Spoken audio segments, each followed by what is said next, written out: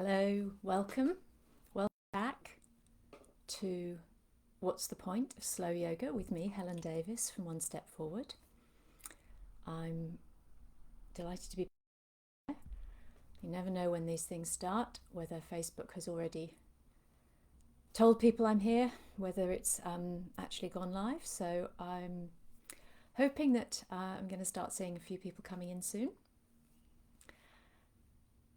Today we're going to be talking about yoga and the autonomic nervous system, often known as the ANS. So in today's practice, we're going to be lying down. So if you have a yoga mat, perfect. If you don't, then a carpet or a blanket is fine. We're going to be lying on the back, and anything that will make sure that you're nice and warm and comfortable will be perfect. If you find lying on your back uncomfortable on the back of your neck, you might want to have a yoga block if you have one, or a firm cushion to support your head. Not too squashed and soft though, because that'll might just send you off to sleep. So we're on day 3 now, so this is the halfway point through this series of 5 sessions. And as I mentioned previously, today we're going to be looking at the autonomic nervous system, sometimes known as the ANS.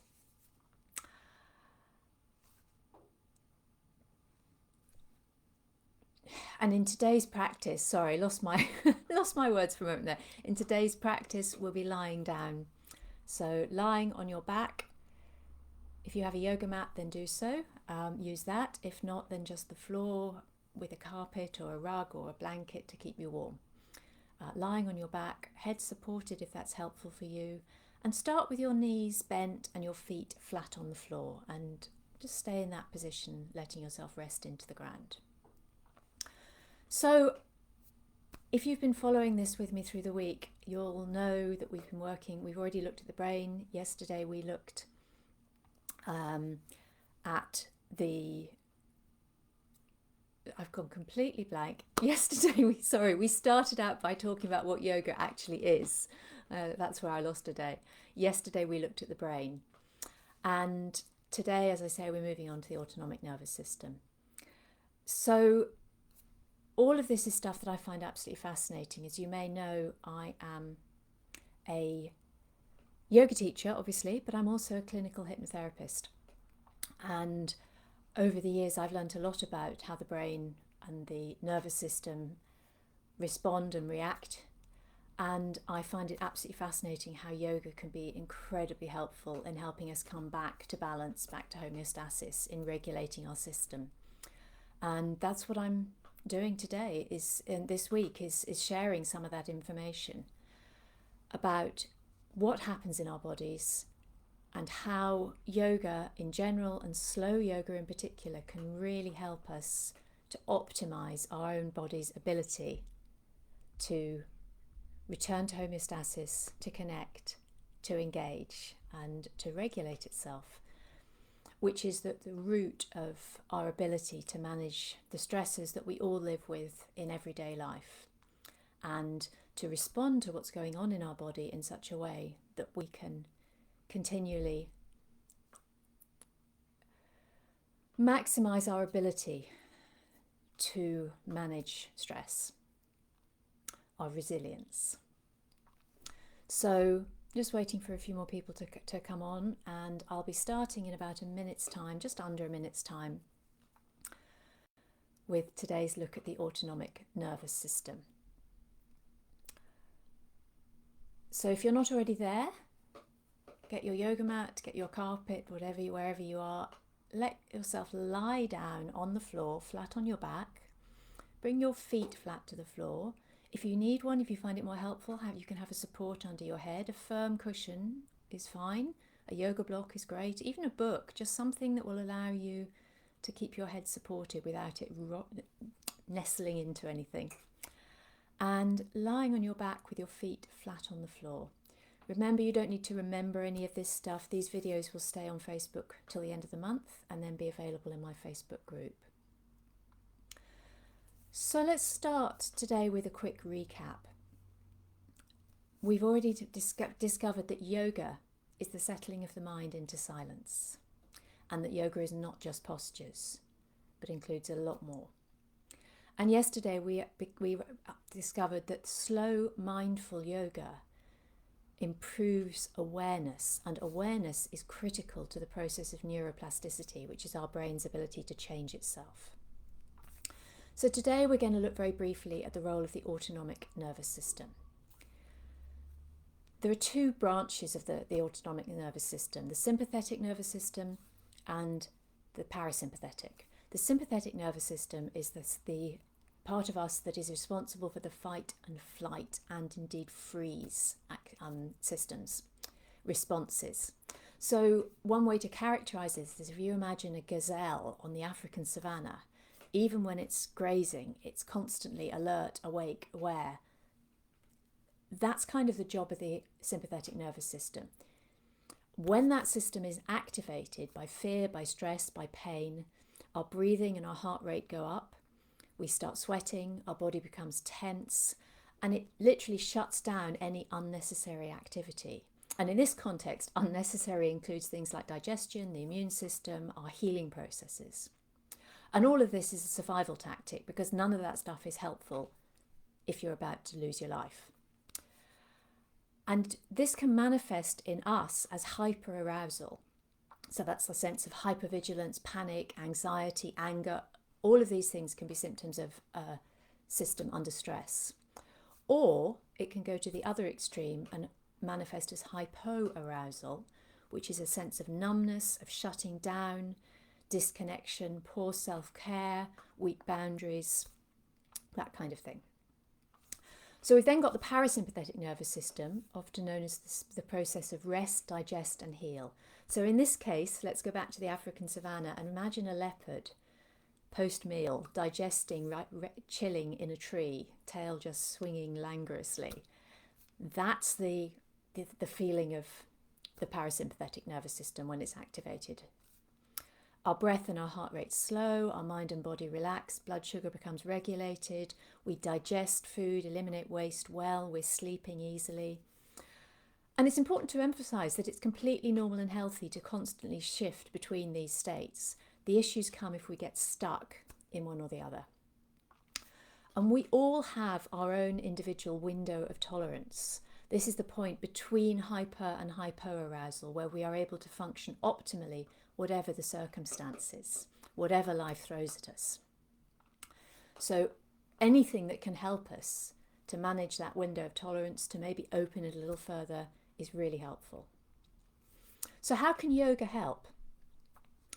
Well, research shows that yoga improves our heart's ability to beat at the appropriate speed for the circumstances.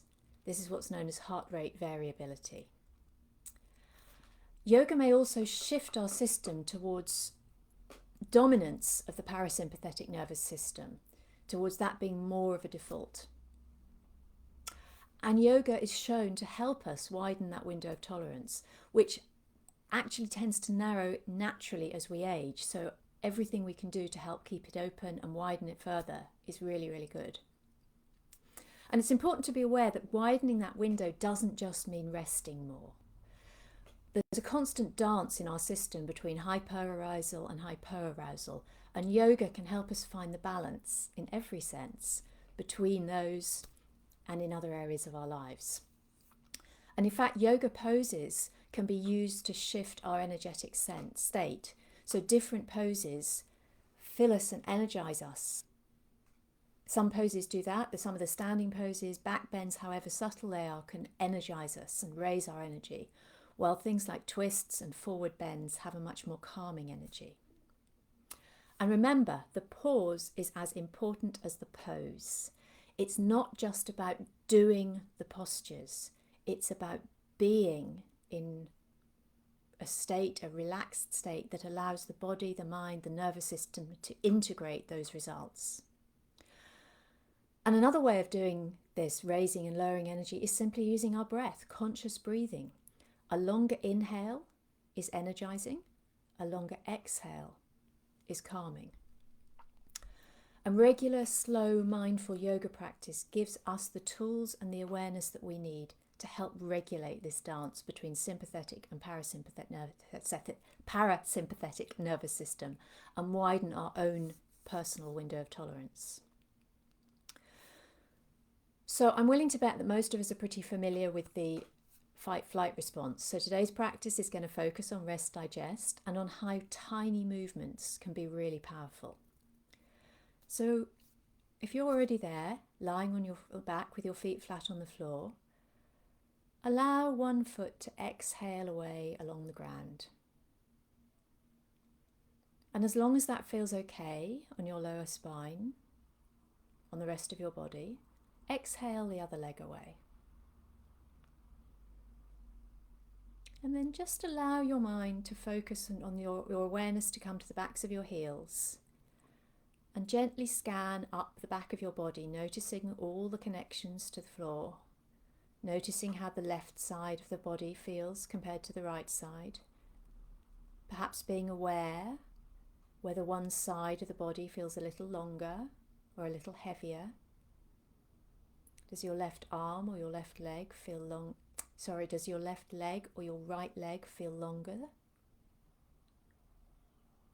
What happens around your arms? Does your left arm or your right arm feel longer or heavier or more connected to the floor? Just notice anything that comes up for you, and if you don't have any awareness of this, that's absolutely fine. Asking the question is the first step in finding the awareness. And now bend your knees again, bring your feet back to the floor. And let your awareness drop into your tailbone. Let your tailbone drop towards the floor. And as you do that, do you feel your lumbar spine start to arch a little? And then roll, tilt, rock from the tip of the tailbone all the way up to the top of the pelvis, the pelvic rim, the top of the sacrum bone, the big flat bone at the back of your body. And then the other way again, back down into the tip of the pelvis. And play with this at your own pace, in time with your own breath. Down into the tailbone, roll, tilt, rock, back up into the onto the rim of the pelvis. Notice how your lumbar spine arches as your tailbone goes down and drops towards the ground as your tailbone comes up.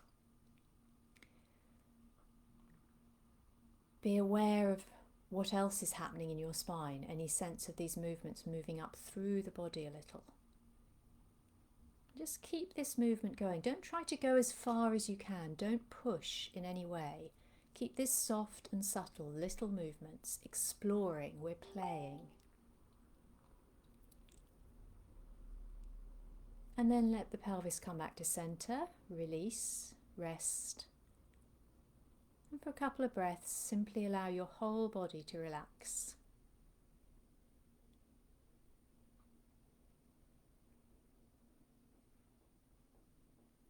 And now bring your awareness into your right foot.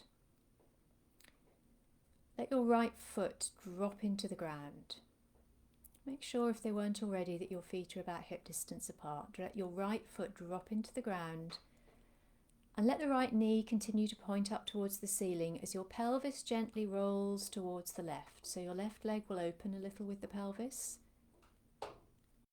And then release the right foot again so you rest back to center. So it's a very gentle movement, rolling towards the right, towards the left and back to center. And now come into your left foot, down into the left foot. Keep the left knee pointing towards the ceiling. Let the pelvis roll a little to the right. Your left hip may come a little off the ground. Your right leg may open a little, and then back to center. And again, stay with this yourself. Play with it. Go down into one foot, roll, tilt, rock, open to the other side. Notice which side feels easier, which side it feels more natural to do this movement. We're all of us asymmetrical in our hips, in our whole bodies in fact. So one side is likely to feel a little stiffer, a little tighter, one side a little more open, a little easier. And make sure you come back through the center each time with an awareness of that point just before the other foot steps in where nothing is happening. Down into one foot, opening out to the other side, down into coming back to center, down into the other foot.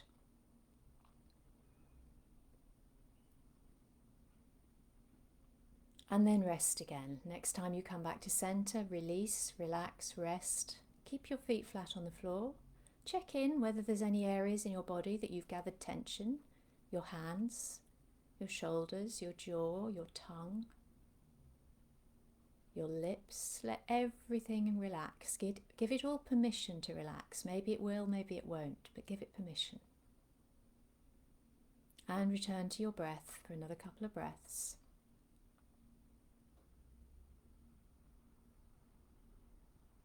And then bring your awareness once more all the way down to your tailbone.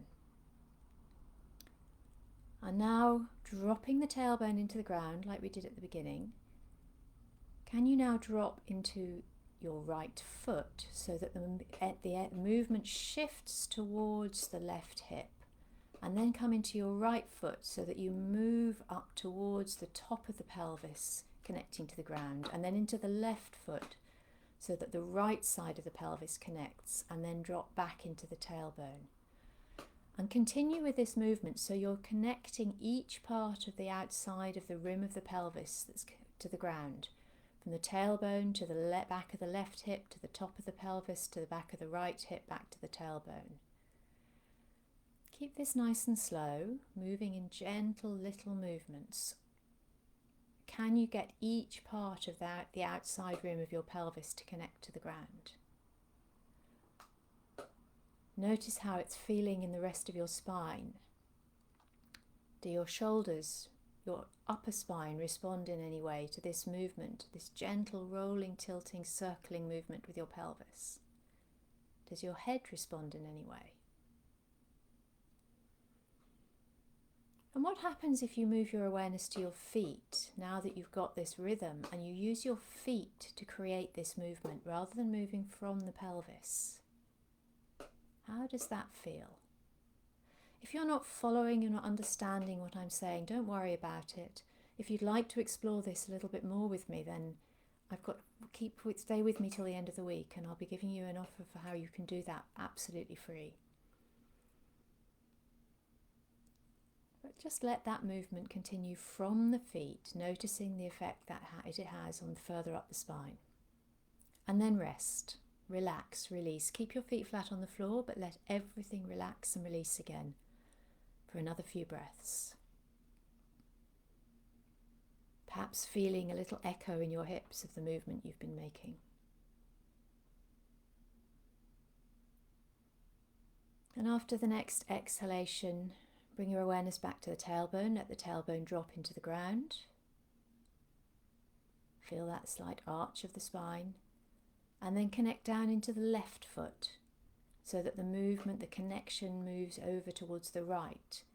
And then up to the top of the pelvis, engaging the right foot, coming over to the left side of the pelvis and back to the heel, the tailbone, creating the same circular movement going in the opposite direction. Let the back of your pelvis really massage itself into the ground. This is a wonderful way of gently easing a little bit more flexibility into the hips, into the pelvis. Little tiny movements, don't try to go as far as you can. And then perhaps allow your feet to take over so that your feet connecting to the ground is what's driving the movement of the pelvis. And notice what happens in the rest of your body. Does your pelvis move in isolation, or are you sensing some ripples up the spine? Reflections of this movement, maybe between the shoulder blades, around the upper spine. What happens in the back of your head? Now our 10 minutes are going to be up very shortly, so I'm going to have to leave this. But if you're finding this helpful, I really invite you to stay for a little longer and play with these movements yourself. And as I say, if you'd like to explore this kind of practice a little more with me, make sure you watch Friday's video when I'll be telling you exactly how you can do that completely free. So tomorrow we'll be looking further into the parasympathetic nervous system, and more specifically we'll be exploring the vagus nerve and the important role that plays in helping us to self-regulate, to return to homeostasis. So I hope you've enjoyed this very, very quick overview today. A quick overview done slowly. And I really look forward to seeing you again back here tomorrow. If you're watching on replay, do put #replay in a comment so I know. And see you tomorrow for day 4.